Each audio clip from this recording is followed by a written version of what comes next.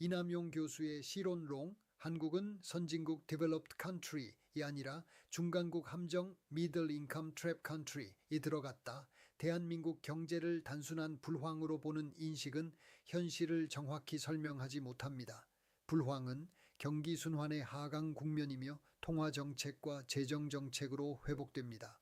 그러나 현재 한국 경제는 회복 속도의 문제가 아니라 성장 단계의 이동이 멈춘 상태입니다. 저는 이를 중간국 함정 미들 인컴 트랩 컨트리 상태라고 규정합니다. 이 상태에서는 정책 처방이 반복될수록 효과가 감소합니다. 왜냐하면 원인이 수요 부족이 아니라 구조 정체이기 때문입니다. 우리나라가 중간국 함정에 빠지고 있는 원인은 이재명 정부만의 탓은 아닙니다. 중간국 함정의 이해 당사자는 정부, 기업, 노동자, 가계, 금융기관, 미래 세대입니다. 정부는 분배 안정과 정치적 안정성을 우선합니다. 기업은 비용과 규제를 기준으로 투자 위치를 결정합니다. 노동자는 임금 안정과 고용 안정성을 추구합니다. 가계는 자산 가격 상승을 선호합니다. 금융기관은 담보 중심 대출을 확대합니다. 미래 세대는 생산성 기반 일자리를 필요로 합니다. 이들의 이해관계가 충돌할 때 경제는 정체로 이동합니다. 글로벌 스탠다드에서 선진국은 생산성 증가를 통해 갈등을 해결합니다. 그러나 중간국은 분배 조정으로 갈등을 해결하려 합니다. 분배 중심 해결은 단기 안정에는 유효하지만 장기 성장에는 불리합니다. 현재 한국의 정책 충돌은 바로 이 지점에서 발생합니다. 정책 실패가 아니라 구조 불일치입니다. 따라서 진단을 수정하지 않으면 처방은 계속 실패합니다. 성장률과 소득의 역전 현상이 발생하고 있습니다. 한국의 실질 경제 성장률은 1990년대 평균 약 7에서 8% 수준이었습니다. 2000년대에는 약 3에서 5%로 하락했습니다. 2010년대에는 2에서 3% 수준으로 내려왔습니다. 최근 5년 평균은 약 2% 내외입니다. 반면 1인당 GDP는 3만 달러를 넘었습니다. 이는 고소득 저성장 구조입니다. 선진국은 고소득 저성장이 자연스러운 단계입니다. 그러나 조건이 있습니다. 생산성이 세계 최고 수준이어야 합니다. 한국은 생산성이 아직 선진국 평균보다 낮습니다. 즉 성장률이 낮아서 선진국이 된 것이 아니라 성장 메커니즘이 멈춘 상태입니다. 이것이 중간국 함정의 핵심 특징입니다. 통계적으로 보면 생산성 증가율은 둔화되고 비용 증가율은 상승하고 있습니다. 노동 비용 증가율은 생산성 증가율보다 빠릅니다. 이는 기업 수익률 하락으로 이어집니다. 수익률 하락은 투자 감소로 연결됩니다. 투자 감소는 다시 성장률 하락으로 이어집니다. 이 악순환이 현재 한국 경제의 기본 구조입니다. 노동시간과 생산성의 괴리가 확대되고 있습니다. 한국의 연간 노동시간은 약 1900시간 수준입니다. 독일은 약 1350시간 수준입니다. 프랑스는 약 1500시간 수준입니다. 한국은 더 오래 일합니다. 그러나 시간당 노동 생산성은 미국 대비 약 65% 수준입니다. 독일 대비 약 70% 수준입니다. 이 현상은 노력 부족이 아니라 시스템 문제입니다. 노동 투입 중심 경제는 중간국의 특징입니다. 선진국은 기술과 자본 중심 경제입니다. 한국은 아직 노동 중심 생산 구조에 머물러 있습니다. 장시간 노동은 생산성 증가를 방해합니다. 학습과 혁신 시간이 부족해지기 때문입니다. FEA 관점에서 보면 인적 자원 관리, 생산 관리, 혁신 관리 기능이 분리되어 있습니다. 기업은 인력을 비용으로 관리하고 정부는 고용을 보호 대상으로 관리합니다. 이 구조에서는 인력 재배치가 불가능합니다. 결과적으로 생산성이 정체됩니다. 따라서 노동시간 단축 자체가 아니라 노동 이동성 확대가 핵심 처방입니다. 산업구조와 서비스 생산성의 정체입니다. 한국 제조업 비중은 GDP의 약 27에서 30%로 OECD 최고 수준입니다. 이는 산업화 단계에서는 강점입니다. 그러나 선진국 단계에서는 제약이 됩니다. 선진국은 서비스 생산성이 제조업을 초과합니다. 한국의 서비스 생산성은 미국 대비 약 55% 수준입니다. 제조업 경쟁력은 유지되고 있습니다. 문제는 서비스 산업입니다. 규제 보호 중심 구조가 경쟁을 제한합니다.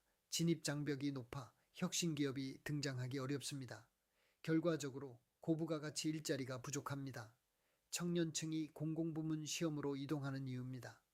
세계 최고 사례에서는 서비스 산업 경쟁 촉진이 핵심 정책입니다. 규제는 사전 허가가 아니라 사후 책임 방식입니다. 한국은 사전 허가 방식이 중심입니다. 이 구조에서는 혁신 속도가 느려집니다. 따라서 서비스 개방이 중간국 탈출의 핵심 조건입니다. 기업 해외 이전과 투자 이동이 급격히 확대되고 있습니다. 지난 20년 동안 해외 직접 투자는 약 100억 달러에서 600에서 800억 달러 수준으로 증가했습니다. 반면 국내 설비 투자 증가율은 정체 상태입니다. 기업은 국내 확장보다 해외 확장을 선택하고 있습니다. 이는 애국심 문제가 아닙니다. 비용 대비 생산성 문제입니다. 기업은 수익률이 높은 곳으로 이동합니다. 노동비용, 규제비용, 행정비용이 높아지면 투자 위치가 바뀝니다. 투자 이동은 고용 감소로 이어집니다. 고용 감소는 내수 감소로 이어집니다. 내수 감소는 다시 투자 감소를 초래합니다. 구조적 축소 균형이 형성됩니다. 관계론적으로 보면 정부는 고용 보호를 강화하지만 결과적으로 고용 기회를 줄입니다. 기업은 인공지능 등에 의한 자동화와 외주화를 선택합니다. 노동자는 안정성을 얻지만 기회를 잃습니다. 이 구조가 지속되면 경제는 멈춥니다. 따라서 투자 환경을 생산성 중심으로 재설계해야 합니다. 자산 구조와 성장의 정체입니다. 가계자산 중 부동산 비중은 약 70에서 75% 수준입니다. 주요 선진국 평균은 약 50에서 60% 수준입니다. 자본이 혁신보다 자산에 집중됩니다. 금융이 생산으로 흐르지 않습니다. 경제는 성장하지 않고 자산 가격만 변동합니다. 이 구조에서는 금리 정책 효과가 약합니다. 금리를 낮추면 투자보다 부동산 가격이 상승합니다. 재정을 확대하면 생산보다 이전 지출이 증가합니다. 정책이 작동하지 않는 이유입니다. 정책이 틀린 것이 아니라 적용 단계가 틀린 것입니다. 세계 표준에서는 금융이 위험을 분산하고 혁신을 지원합니다. 한국에서는 금융이 담보를 확대합니다. 담보 중심 금융은 중간국의 특징입니다. 혁신 중심 금융으로 전환해야 성장으로 연결됩니다. 따라서 자본시장 개혁이 필수입니다.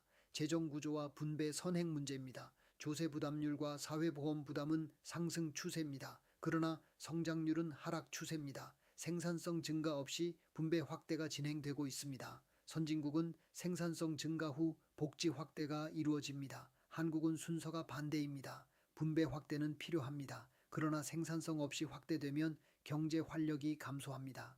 재정은 안정장치이지 성장 엔진이 아닙니다. 성장 엔진은 혁신과 투자입니다. 재정 중심 경제는 장기적으로 정체를 초래합니다. 따라서 재정의 역할을 재정이 해야 합니다. 소득 이전보다 생산성 투자 중심으로 이동해야 합니다. 교육, 연구개발, 산업 경쟁 정책이 핵심입니다. 보호 정책은 축소하고 경쟁 정책은 확대해야 합니다. 이것이 선진국 전환 조건입니다.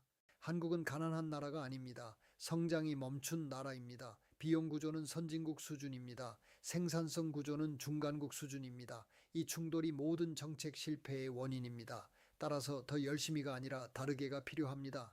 해법은 명확합니다. 노동 이동성 확대, 서비스 경쟁 촉진, 교육 개편, 규제 전환, 자본시장 혁신이 동시에 이루어져야 합니다. 보호 중심 정책에서 경쟁 중심 정책으로 이동해야 합니다. 선진국은 보호로 만들어지지 않습니다. 경쟁으로 만들어집니다. 대한민국은 선진국 문턱에 서 있습니다. 지금의 혼란은 실패가 아니라 방향 착각입니다. 중간국에 머물 것인지 진짜 선진국으로 이동할 것인지 선택의 시점입니다.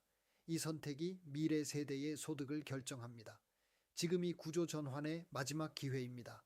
이재명 정부가 올바른 정책 선택을 하기를 기원해 봅니다.